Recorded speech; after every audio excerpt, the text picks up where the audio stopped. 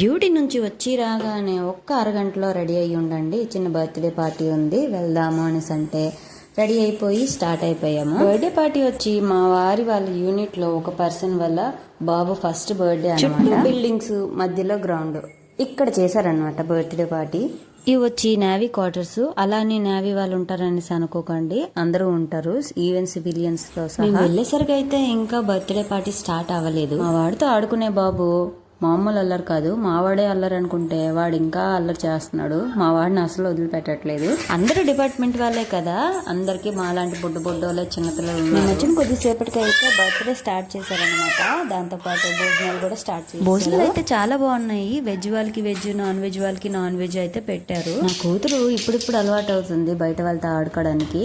Birthday పార్టీలో వదిలేనా లేదా చక్కగా గిరాగిరా తిరిగేస్తుంది. సో అందరూ డిపార్ట్మెంటే కదా, అందరూ ఒక స్టేట్ నుంచి కాకుండా అన్ని స్టేట్స్ నుంచి ఉంటారనమాట. ఫ్యామిలీస్తో వచ్చారు.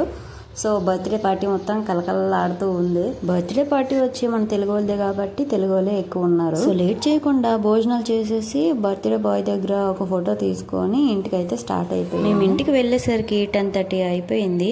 నా వీడియో కనుక నచ్చితే చిన్న లైక్ ఇవ్వండి and do follow for more. Thank you, bye.